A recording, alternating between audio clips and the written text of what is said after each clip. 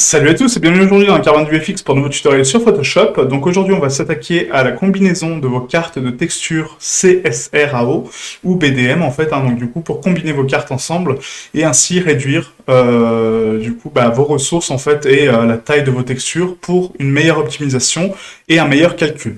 Donc pour faire cette action-là, donc du coup on va commencer par le petit fichier qui est disponible en description avec donc une texture que je vous fournis gratuitement. Donc il se retrouve donc dans le fichier texture, d'accord? Donc moi je l'ai ici, donc on va dans ressources, voilà, et du coup j'ai ici donc voilà un parquet de base. Donc là actuellement si on analyse donc les cartes qu'on a à disposition, on peut analyser quoi? On peut analyser donc du coup leur taille, d'accord? Donc leur résolution. Actuellement on a du 3070 par 3070, donc du 3K. Et on peut analyser également la taille de chaque fichier. Donc là, on voit que la diffuse est à 8 mégas. On peut analyser que la displacement est à 1 méga quasiment. La normale fait 4 mégas quasiment. Ensuite, la spec, à peu près 5 mégas. Et l'ambient occlusion, 2 mégas. Donc là, le but, ça va être de réduire ces cartes en termes de quantité, d'accord, donc de les combiner, et aussi de taille.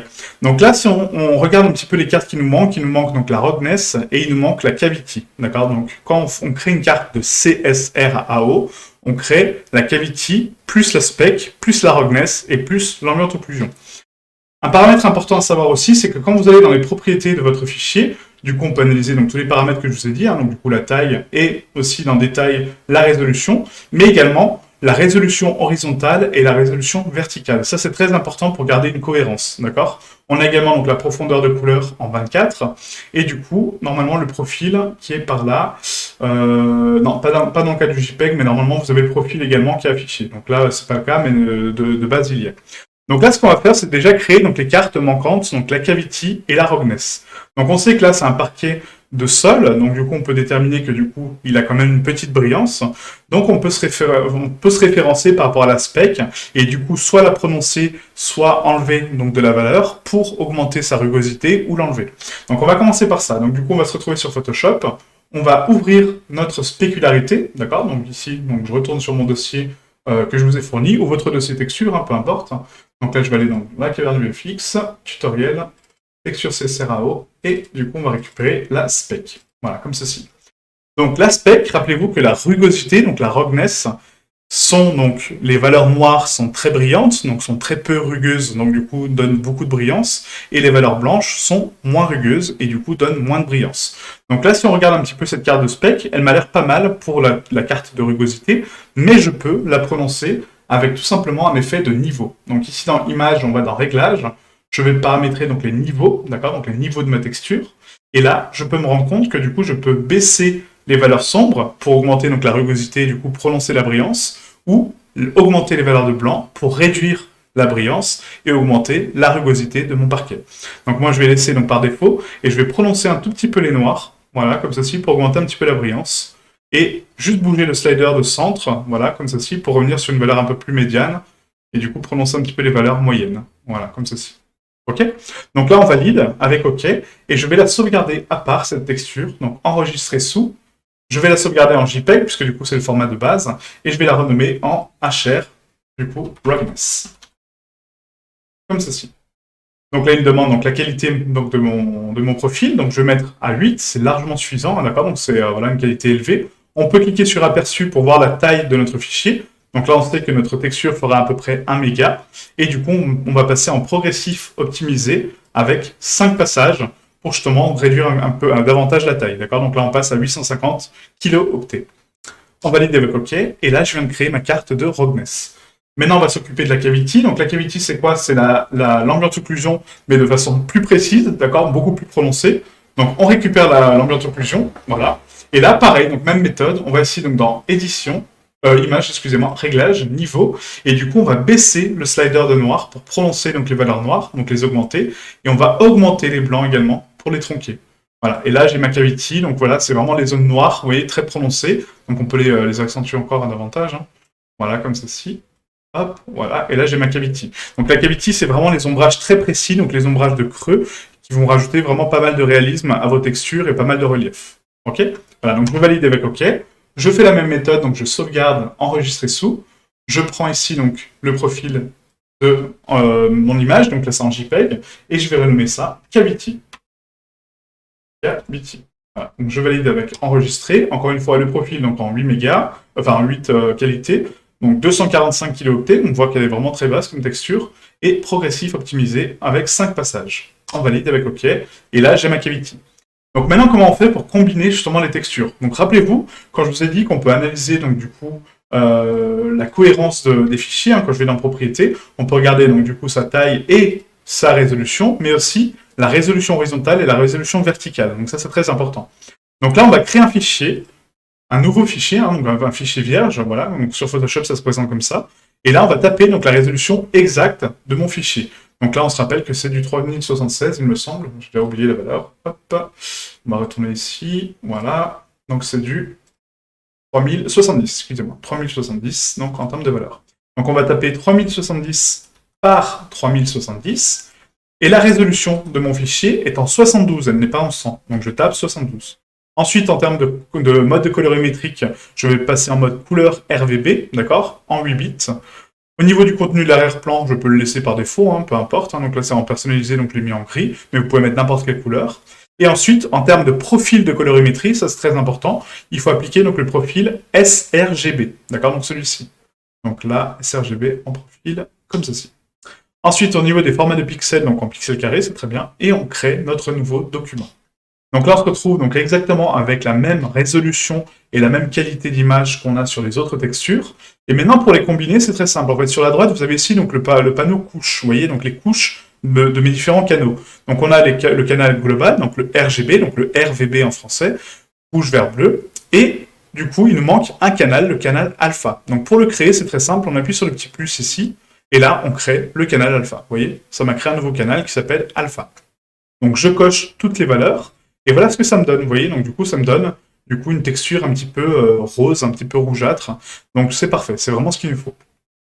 Pour combiner les textures, maintenant on va ici donc dans Fichier, on va ouvrir nos textures qu'on souhaite combiner, donc on va prendre la Cavity, donc C, R, la Roughness, S, la Spec, et AO, CSRAO, donc Cavity, Spec, Roughness. On prend donc les 4 textures, on les ouvre. Donc là, ça va me les mettre une par une. Et là, je vais récupérer donc la première texture qui va être ma Cavity. Donc je fais un CTRL-A, CTRL-C pour copier donc la valeur. Je retourne sur mon fichier de base. Je sélectionne uniquement le canal rouge. Je décoche tous les autres pour avoir donc vraiment un visuel sur ce que je suis en train de faire. Donc je sélectionne le canal rouge. Et là, je fais un CTRL-V pour coller ma valeur. Et là, je viens de rajouter ma Cavity. Maintenant, on va faire la même chose pour la Spec. Donc je retourne ici sur ma texture, Spec. CTRL-A, CTRL-C. Je retourne sur mon fichier, je vais sur le canal vert cette fois-ci, donc je le sélectionne, très important qu'il y ait le petit œil vert et du coup que ça soit bien sélectionné. Et là, CTRL-V. J'ai ma spec. Maintenant, on va prendre donc la Roughness, donc CSR. Donc la Roughness, CTRL-A, CTRL-C. Je vais sur mon petit fichier, je prends le canal bleu et je colle ma Roughness. Donc là, on a fait la CSR. Et maintenant, il manque l'ambient occlusion sur le canal alpha. Donc le canal alpha, c'est très important de comprendre que c'est pas forcément un canal de transparence. La plupart du temps, on l'utilise comme canal de transparence qui a des valeurs de 0 à 1. Donc 0 pour complètement transparent, donc noir, et 1 complètement blanc, donc complètement affiché. Mais c'est pas que un canal de transparence, c'est un canal à part entière, donc un canal avec des valeurs de 0 à 1. Comme le canal rouge, comme le canal vert, comme le canal bleu. C'est juste que quand on combine le canal rouge, vert, bleu avec différentes valeurs, ça nous retranscrit une couleur finale qui va être la combinaison de toutes les couleurs. Par contre, si on les sépare comme là on est en train de faire, donc si on est en train de définir donc chaque couleur indépendamment, on est en train de rajouter des valeurs sur chacun des canaux, et du coup, on peut ensuite les récupérer de façon indépendante. D'accord? Donc c'est vraiment ça la combinaison de textures.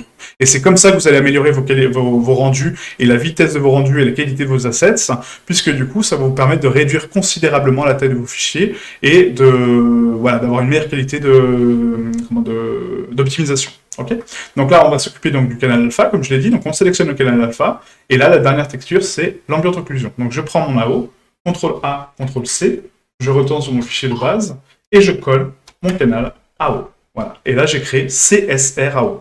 Maintenant, pour valider cette texture, je recoche tous les yeux, d'accord? Donc je les réaffiche. Et là, voilà la texture que ça me retranscrit, vous voyez?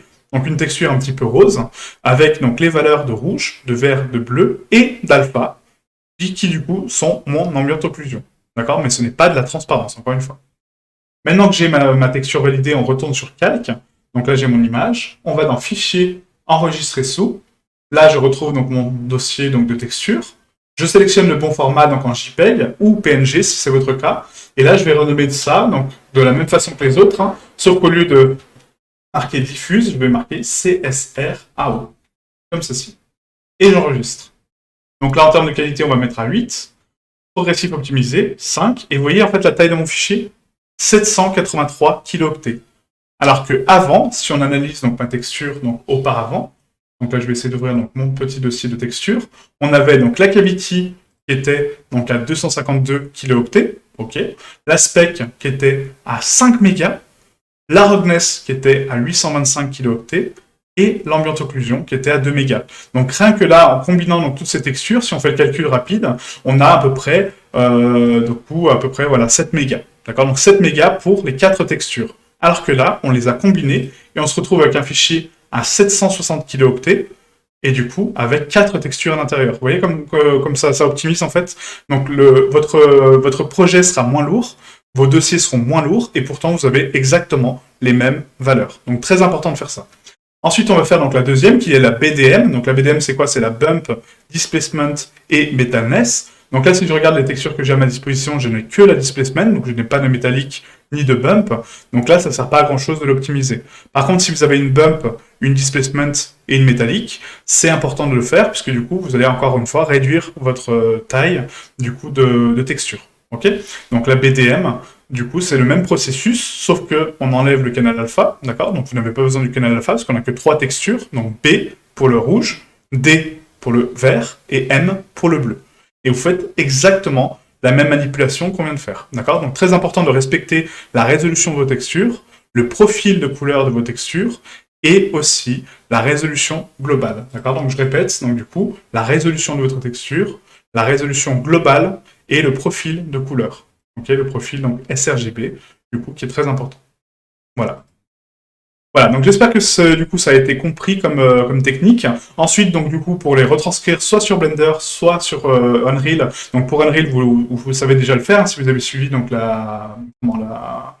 processus sur Unreal qu'on a fait ensemble. Par contre, sur Blender, effectivement, je peux vous montrer comment donc, du coup, récupérer ces valeurs, et vous allez voir qu'on a exactement le même profil, d'accord? Donc on va créer 2 sphères identiques, avec une à gauche et une à droite, avec donc les valeurs combinées et les valeurs indépendantes, et vous allez voir qu'on a exactement le même résultat.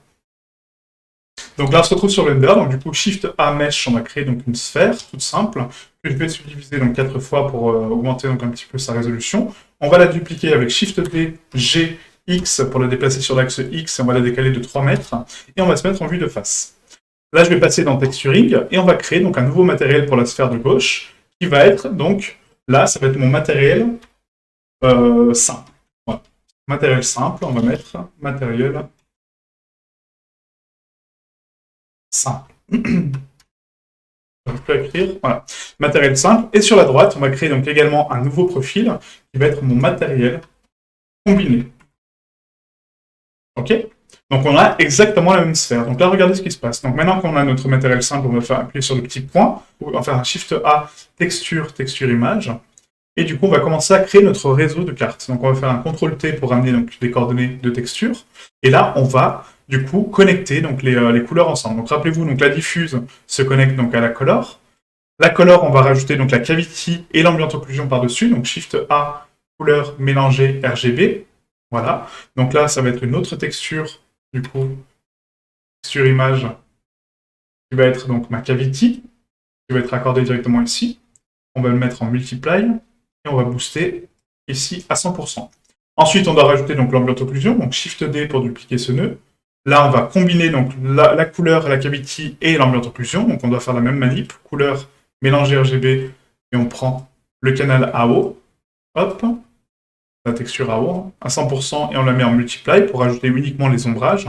Ensuite, on a donc la spec, Shift D, on prend un nœud de Fresnel, donc vecteur, c'est dans Entrée, hop, Fresnel, voilà. On raccorde donc directement la texture au canal de Fresnel, et le canal à la spec. D'accord? Donc ça, c'est pour le spécular. Ensuite, on a donc la rugosité. Donc là, vu que c'est pas une gloss, donc elle n'est pas inversée. Quand vous avez une carte de gloss, n'oubliez pas de l'inverser, hein, d'accord? La gloss est la roughness inversée. Et ensuite, on a donc la bump ou la displacement qui va passer dans un vecteur de bump, comme ceci. Voilà. Donc ça, je l'explique vraiment sur le texturing de A à Z, hein, d'accord? Donc si vous voulez regarder de façon plus précise cette étape, n'hésitez pas à aller voir cette vidéo. Ensuite, là, en vecteur de carte de normale, et là, on va combiner donc la normale avec la bump pour avoir une texture finale qui va être notre relief. Donc la couleur, hop, on prend la normale et on raccorde ça ici.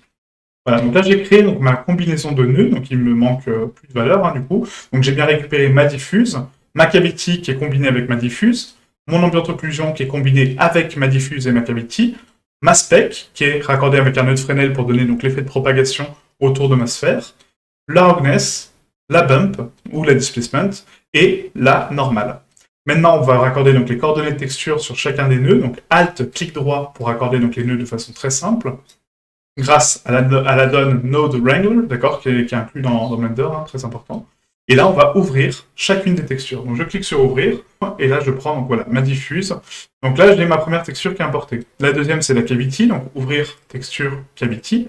En profil non couleur, très important, hein, donc ce n'est pas une couleur, c'est un profil du coup en non couleur, donc c'est des valeurs noires et blanches. On va rajouter également l'ambient occlusion, voilà, en profil non couleur. Donc là, je vais passer en pré-rendu, hein, pour que vous puissiez voir ce qu'on est en train de faire. Voilà. Donc pour l'instant, on a des valeurs bizarres, parce que du coup, la normale est mal placée, hein, d'accord? Donc très important d'avoir toujours une carte de normale, qu'elle soit vide ou pas, pour avoir des valeurs correctes au niveau de la normale. Hein. Là, on voit que, vous voyez, mon shader est complètement pété, parce que la normale n'est pas correctement renseignée, d'accord? Donc très important de faire ça. Hein. Donc là, on va rajouter la spec, donc la spécularité, voilà, qui est un profil non couleur également. Voilà, donc ça dépend. Hein. Si c'est du métal, ça peut être un profil couleur, mais c'est vraiment très rare. Ensuite, on a donc la roughness, hop, donc la rugosité, en couleur, voilà. On va rajouter donc la displacement, voilà. Et on va rajouter maintenant la normale, pour recalculer donc les normales, et du coup les mettre dans le bon sens. Donc la normale map, et là, tac, voilà. On a notre parquet qui est parfaitement affiché. Donc en profil non couleur également, hein, donc la normale, pour avoir donc les vraies valeurs. Et voilà ce qu'on a. Donc là, je peux m'apercevoir que du coup la bump est un petit peu trop forte, donc on va la réduire légèrement. On va la mettre à 0.35, voilà, et on va réduire un petit peu la distance de calcul à 0.35 également, pour avoir quelque chose de plus doux, mais quand même pas mal. Ok? Et là, maintenant, qu'est-ce qui nous manque? Il nous manque donc l'ambient occlusion de Blender, d'accord? Donc l'ambient occlusion de contact, c'est pas l'ambient occlusion de texture. Donc on ramène un nœud d'occlusion ambiante. Et il nous manque également de raccorder donc la normale au Fresnel pour comprendre le relief de mon mesh. Vous voyez, c'est beaucoup plus simple maintenant. Et la normale de mon ambient occlusion. Voilà. Et là, j'ai un shader parfait. Ok, avec le Fresnel qui est vraiment au centre, hein, donc la brillance qui s'estompe et qui se propage sur les côtés. Donc c'est juste parfait. Maintenant qu'on a ça, donc regardez ce qui se passe là actuellement, c'est que du coup on a combiné donc du coup 6 cartes de texture, hein, quasiment, donc 1, 2, 3, 4, 5, 6, 7, même 7 cartes de texture, et on a une sortie finale. Maintenant on va faire donc la même chose pour la texture combinée, donc au lieu de répéter donc les mêmes actions, je vais uniquement copier tous mes nœuds de contrôle, d'accord, donc les nœuds de shader, hein. On va faire un CTRL-C, je vais sur mon matériel combiné, je vais supprimer ce matériel-là, et je vais faire un CTRL-V. Comme ça, je récupère mes raccords. Et là, on va importer la CSRAO, qui est ici, donc on va le mettre en miniature, comme ça je peux la glisser directement. Donc la CSRAO, la BDM, vu que j'en ai pas, on va prendre uniquement la displacement, d'accord, qui est ici, hein, normalement, si je ne me trompe pas, c'est bien ça, la displacement. Et pour finir, la diffuse et la normale, vous voyez. Donc je me retrouve, au lieu de 7 cartes, j'en ai que 4, et là, j'ai quelque chose d'optimisé. Vous allez voir que le rendu est identique. Donc on va faire un CTRL-T, je prends ma diffuse, je la raccorde donc à mon canal donc de couleur, 1, et là je dois récupérer les informations qu'il y a dans CSRAO. Sauf que là sur Blender, contrairement à Unreal, j'ai qu'une seule sortie couleur et qu'un seul canal alpha. Donc je sais que l'alpha c'est l'ambient occlusion, mais par contre je dois récupérer mes canaux rouge, vert, bleu individuellement. Donc comment je fais? Je fais un Shift A, convertisseur, on va séparer les canaux RGB, je raccorde ma couleur au canal RGB, et là je récupère rouge, vert, bleu. Vous voyez, donc je récupère mes canaux indépendants. On va raccorder ça donc au placement, Alt, clic droit ou clic gauche, hein, selon votre configuration. Et là, la première, on sait que donc C correspond à la cavity, donc c'est ma première texture. S, c'est la spec. R, c'est la roughness, qui va aller donc directement dans rugosité. donc le canal bleu. Hop, je vais prendre ici, voilà. Et le canal alpha, donc AO, c'est l'ambient occlusion qui va être accordé donc ici. Voilà, donc c'est un petit peu plus compliqué en termes de connexion, mais voilà, on a bien donc la cavity, donc le canal rouge, la spec, le canal vert, la roughness, le canal bleu, et là-haut, le canal alpha. Et c'est toujours un profil non couleur. Et là, on peut voir que, vous voyez, on commence à avoir exactement la même chose. Maintenant, il nous manque notre displacement, donc Alt-clic pour accorder ça. Je raccorde ma displacement à la bump, et je raccorde ma normale à la normale. Hop, comme ceci, ma normal map à la normal map. Et voilà. On a exactement le même shader, la même qualité de résolution, et la même, les mêmes valeurs, en fait, hein, tout simplement, quoi. Et pourtant, on a réduit notre fichier de 8 mégas, enfin de 7 mégas quasiment, par rapport à l'autre. Voilà. Donc ça, c'est une grosse règle d'optimisation, hein, du coup, optimiser vos cartes de texture pour récupérer vos valeurs de façon combinée. Donc déjà, c'est beaucoup plus simple et beaucoup plus rapide à connecter, hein, comme vous avez pu le voir. Et en plus, ça vous fait un gain de ressources. Et Blender ou Unreal ou n'importe quel type de moteur de rendu aura plus de facilité à calculer une carte combinée qu'une carte séparée. D'accord? Donc là, il doit calculer 7 textures, il doit faire 7 calculs, alors que là, il doit en faire que 4. Ok. Voilà, donc j'espère que cette leçon vous a servi, que du coup ça vous a plu. Donc n'hésitez pas à me dire en commentaire si vous avez donc d'autres demandes par rapport à l'optimisation que du coup je n'ai pas abordé, parce que je pensais l'avoir abordé du coup la CSRAO, mais visiblement pas. Je l'ai abordé sur Substance et sur, c'est tout, je crois que sur Substance et sur Quixel, mais effectivement pas comme ça. D'accord? Donc voilà. Maintenant dorénavant, vous savez comment procéder pour combiner vos textures. Donc il existe plusieurs textures que vous pouvez combiner. Hein. Quand moi j'appelle ça la CSRAO, c'est que je vais mettre la cavity, la spec, la roughness et l'ambient occlusion. Mais vous pouvez mettre également l'AO SMR. Donc l'AO, la spec, la métallique et la roughness. Après, on peut mettre donc la BDM, donc la bump displacement et la métallique. On peut mettre, on peut créer les combinaisons qu'on veut. Ce qu'il faut, c'est respecter le nom, en fait, donc la lettre qui est importante sur chaque texture, d'accord? Donc C pour cavity, AO pour ambient occlusion, S pour spec, R pour roughness et M pour métallique. Après, vous avez donc également le canal O, qui est le canal d'opacity. Vous avez le canal, qu'est-ce qu'on peut mettre d'autre en termes de valeur? On peut mettre un masque, donc on peut mettre un MA donc pour masque, hein, voilà, si vous voulez masquer certaines zones. On peut mettre aussi, c'est à peu près tout après en termes de valeur, hein. À part les masques, l'opacity, la spec, la roughness, la O, la cavity, non, c'est tout. Ouais. Voilà. En tout cas, vous pouvez combiner pas mal de textures déjà sur une seule texture et utiliser tous les canaux que vous avez à votre disposition pour faire ça. Ok? Alors, merci à vous et je vous dis à très bientôt. Ciao, ciao.